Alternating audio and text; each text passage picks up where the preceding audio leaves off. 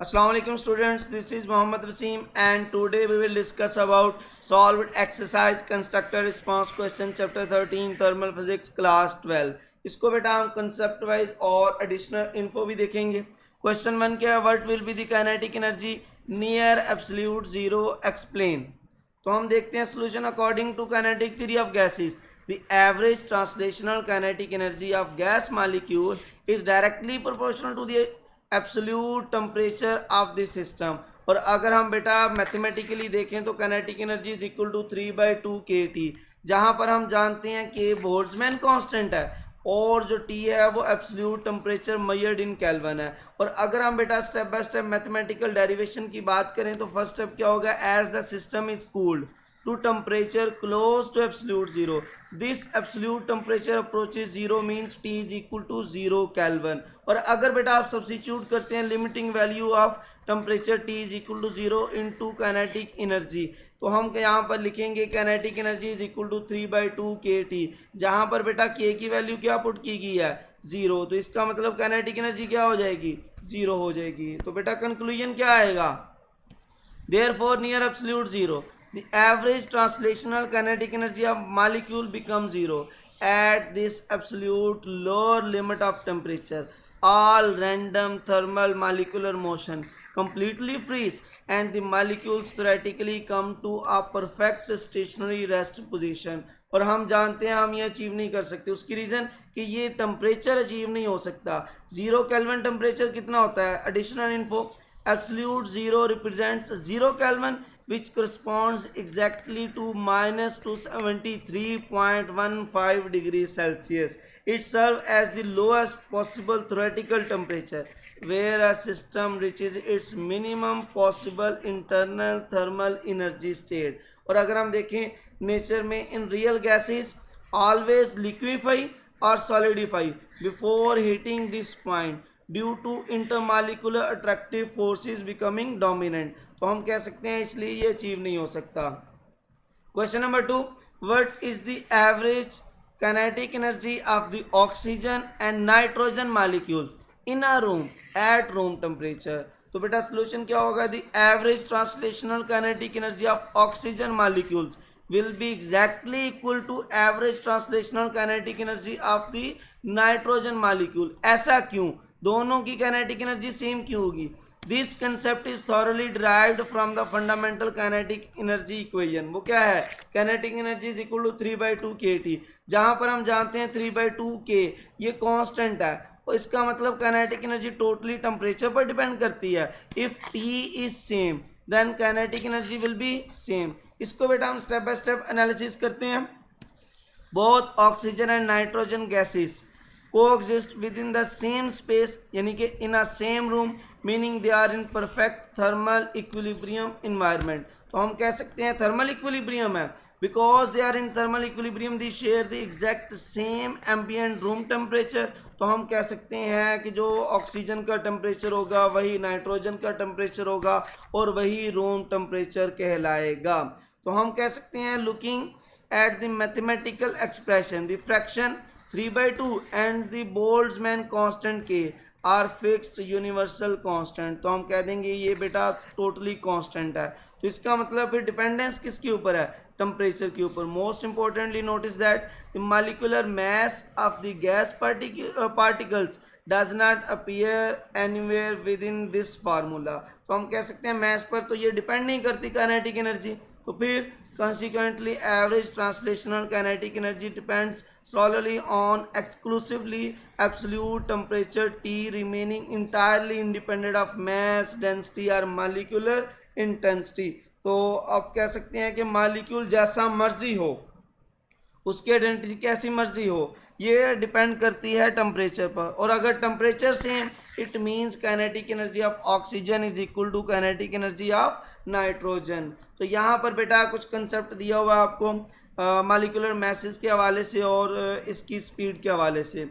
Even though their kinetic energy match their individual molecular speed differ distinctly.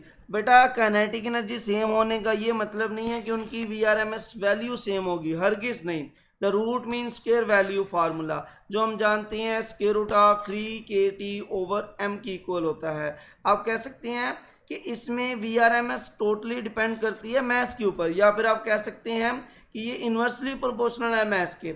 Since nitrogen m is equal to 28 gram per mole is lighter than oxygen m is equal to 32 gram per mole. Nitrogen molecules travel at faster speed to yield their identical kinetic energy. तो आप कह देंगे कि जिसका mess कम होगा वो ज़्यादा तेज़ी से मूव करेगा ताकि वो सेम काइनेटिक एनर्जी बना सके, और जो हैवियर होगा डेफिनेटली वो स्लो मूव करेगा, फिर भी वो सेम काइनेटिक एनर्जी बना लेगा। Question number 3, consider a gas enclosed in a speed container. By what factor does the gas temperature changes? अब यहाँ पर दो है क्वेश्चन बेटा।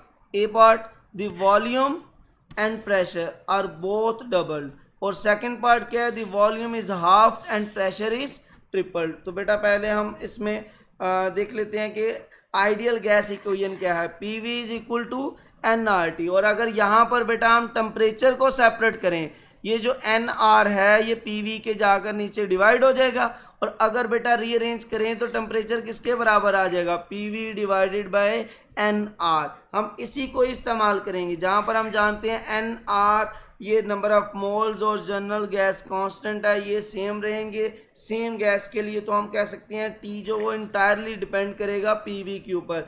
यहाँ पर आप देख सकते हैं T is directly proportional to PV।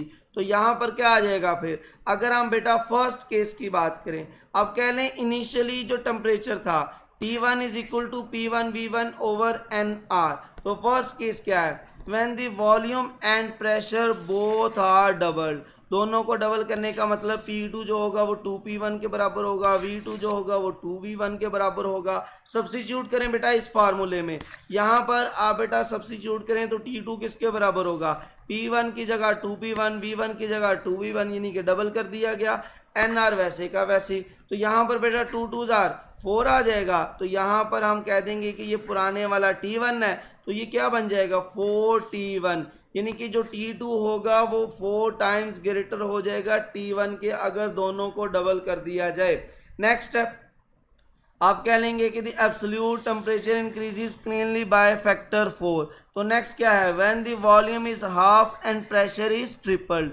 तो बेटा प्रेशर को ट्रिपल करें, P2 is equal to 3P1 और वॉल्यूम को हाफ कर दें। हाफ करने का मतलब 0.5 लिख दें, या फिर बेटा आप इसे 1/2V1 भी लिख सकते हैं। तो यहाँ पर वैल्यूज पुट करें, T2 इज इक्वल टू, यहाँ पर बेटा P1 की जगह यहाँ पर 3P1 आ जाएगा, और वॉल्यूम की जगह 1/2 या फिर आप 0.5 भी लिख सकते हैं। दोनों को मल्टीप्लाई करें तो यहाँ पर बन जाएगा 1.5 P1V1/nR।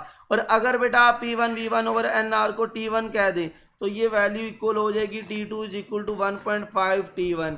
तो इसका मतलब ये है कि आपके पास जब वॉल्यूम हाफ होगा और प्रेशर ट्रिपल होगा तो हम कह सकते हैं वो 1.5 टाइम्स ग्रेटर हो जाएगा इनिशियल टेम्परेचर के। यहाँ पर बेटा कुछ कंसोलिडेटेड गैस लाज हैं जिनको हमने इस्तेमाल किया हुआ है। आप कह सकते हैं जो आइडियल गैस इक्वेशन है वो इन तमाम लाज को अपने अंदर मेंटेन किए हुए है, जहाँ से बेटा आप चार्ल्स ला, आप इसमें बॉयल्स ला और सभी दूसरे लाज को देख सकते हैं जो आइडियल गैस पर अप्लाई होते हैं। ठीक है। Question number 4, is it possible to boil water at room temperature without heating? Explain. Yes, it is fully possible to boil liquid water at standard room temperature without introducing any form of direct external heat. This container intuitive behavior is thoroughly explained by looking closely at the core physical criterion required to trigger boiling. तो हम कह सकते हैं कि यहाँ पर जो boiling है वो कैसे होगी। आप कह लेंगे कि अगर बेटा एक्सटर्नल प्रेशर वो वेपर प्रेशर के बराबर हो जाए तो फिर बेटा लिक्विड जो होगा वो बॉयल कर जाएगा, वाटर जो होगा वो बॉयल कर जाएगा। ठीक है। अच्छा, अगर जनरली देखें तो स्टूडेंट समझते हैं कि शायद बॉइलिंग मीन्स हीटिंग है, लेकिन ऐसा नहीं होता। बॉइलिंग तब होती है जब बेटा वेपर प्रेशर आप कह लें एक्सटर्नल प्रेशर के इक्वल हो जाए। अब ये कैसे मुमकिन है, इसको बेटा हम स्टेप बाय स्टेप प्रोसेस करते हैं। Any liquid contains high energy surface molecules that escape to form outward pushing pressure, जिसे हम कह देंगे कि P is equal to vapour pressure. यहाँ पर बेटा आप कहेंगे कि जो भी सरफेस के मॉलिक्यूल्स बाहर escape होना चाहते हैं तो वो कहलाते हैं pressure of vapour. Next, at standard room temperature 25 degree Celsius, water possess a relatively low internal vapor pressure। तो हम जानते हैं बेटा अगर स्टैंडर्ड टेम्परेचर की बात करें वहाँ पर तो लो इंटरनल वेपर प्रेशर होता है जो कि रफली आप कह लें 3.17 किलो पास्कल या फिर आप कह लें 0.03 ATM यानी कि एटमॉस्फेरिक प्रेशर।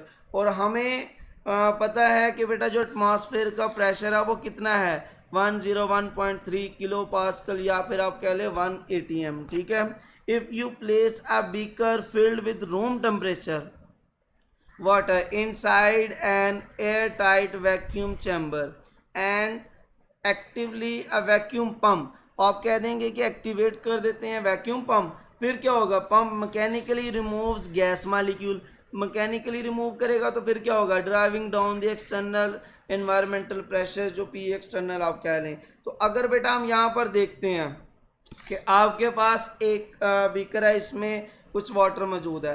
अब इसको बेटा आपने एक चैम्बर में रख दिया, चैम्बर में रखने के बाद बेटा आप क्या करते हैं इसको एयर टाइट बनाते हैं और फिर एक पंप के ज़रिए हवा को बाहर भेजते हैं। जब हवा बाहर आ जाएगी तो हम कह देंगे कि यहाँ पर एक्सटर्नल प्रेशर जो होगा वो रिड्यूस हो जाएगा, और जब एक्सटर्नल प्रेशर रिड्यूस हो जाएगा तो वो बेटा वो पॉइंट जहाँ पर वो वाटर के वेपर प्रेशर के इक्वल हो जाए हम कह देंगे कि बॉइलिंग शुरू हो जाएगी। ठीक है। तो यहाँ पर देखिएगा कंक्लूजन क्या होगा, once this pressure equally achieves vapours bubbles begin forming rapidly through the bulk interior of the fluid, causing the water to boil vigorously at room temperature without any heating। तो आप कह देंगे कि फिर बेटा वो बगैर हीट किए भी आप क्या कर सकते हैं, आप बेटा उसको बॉयल कर सकते हैं। अब बेटा कुछ बेसिक कंसेप्ट हैं बॉयलिंग के और इवेपोरेशन के,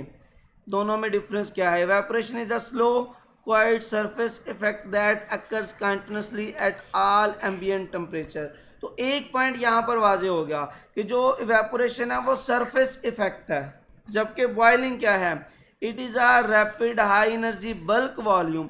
बल्क वॉल्यूम मतलब टोटल वॉल्यूम जो है वो इसमें इन्वॉल्व होगा, where vapours pockets from inside the liquid matrix. तो आप कह लें कि वो इनसाइड भी और आउटसाइड भी दोनों जगह से अब कह लें कि उसका प्रेशर इंक्रीज होगा जिसकी वजह से वो बॉयल करेंगे। Boiling under vacuum functions as a unique cooling mechanism because the highest energy particle leave first. अब कह लेंगे कि जिसके पास हाई एनर्जी होगी वो पहले जाएगा, causing the liquid's remaining temperature to drop as it boils. तो अब कह लेंगे जैसे जैसे ये बॉयलिंग होगी बेटा उसका टेम्परेचर कम होता जाएगा। ठीक है।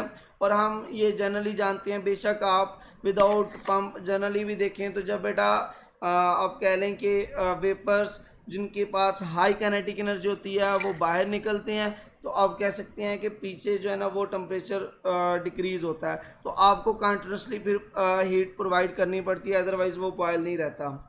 नेक्स्ट क्वेश्चन, लास्ट क्वेश्चन है ये, explain how the drop of ink in a beaker containing water will behave. तो बेटा अगर आपके पास एक बीकर है उसमें आप क्या करते हैं, उसमें बेटा आप यहाँ पर एक इंक का वो ड्रॉप इसमें डाल देते हैं। आप कह लें पहले आपके पास वाटर था फिर इसमें आपने इंक ड्रॉप डाल दिया तो क्या होगा वो इंक फैलना शुरू हो जाएगी। उसी फिनोमेना को हम एक्सप्लेन कर लेते हैं। ठीक है।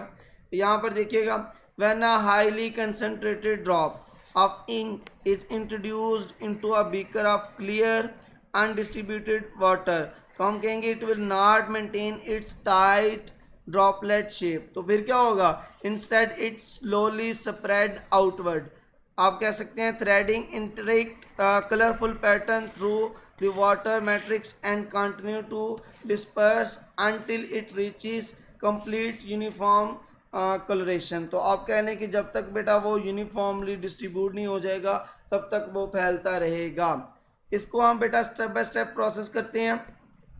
This continuous special spreading is is a transport phenomena known directly as diffusion. तो ये सब मुमकिन किसकी वजह से है?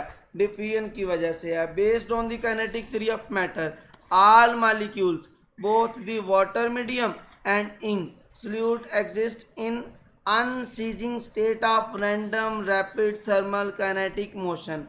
ये बेटा हमें सबसे पहले 1827 में बताया था रॉबर्ट ब्राउन ने, और बाद में बेटा आइंस्टाइन ने इसको एक्सप्लेन किया था कि जितने भी वाटर मालिक्यूल्स हैं या कोई भी मालिक्यूल्स हैं वो कभी भी रेस्ट में नहीं होते, बल्कि वो random rapid thermal kinetic motion के साथ मूव करते रहते हैं।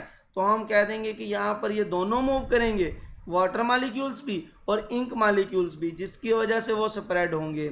Initially the ink creates an area of extremely high local particle concentration surrounding by the region of zero ink. तो आप कह देंगे कि इनिशियली वो कंसंट्रेशन हाई होगी सेंटर में, और फिर वो आहिस्ता आहिस्ता फैलती जाएगी। कैसे? यहाँ पर हम लिखेंगे, देखेंगे high concentration zone to low concentration zone due to continuous random thermal collision between the energetic water molecules and the ink molecules governed by Brownian motion principles. The ink particles are continually deflected into a random path, scattering them outward। तो आप कह देंगे कि वो scatter हो जाएंगे हर जगह पर। फाइनल कंक्लूजन क्या होगा? This collision driven scattering continuous indefinitely without stopping until a state of perfect dynamic equilibrium is reached। तो हम कह देंगे ensuring the ink particles are evenly placed out across the entire water molecules, तब तक वो रुकेंगे नहीं। यहाँ पर बेटा ये कुछ कंसेप्ट है एक्सटर्नल फैक्टर इन्फ्लुएंसिंग डिफ्यूजन। तो ये बेटा आपसे पूछे जा सकते हैं डिफ्यूजन किन चीज़ों पर डिपेंड कर सकती है, एक्सटर्नल फैक्टर्स कौन से हैं? पहला तो टेम्परेचर है, दूसरा मैस इफेक्ट। तो यहाँ पर देखिएगा, if the water is hot molecule possess high kinetic energy, this yield faster harder collision accelerating the entire visible कह सकते हैं डिफ्यूजन प्रोसेस। तो बेटा ये तेज़ी के साथ फैल जाएगा अगर टेम्परेचर हाई होगा, और टेम्परेचर लो तो उतना ही स्लो। नेक्स्ट बेटा mass effect, heavier more molecules ink molecular chain process. आप कह देंगे कि वो क्या हो जाएगा? Lower velocities at equivalent temperature.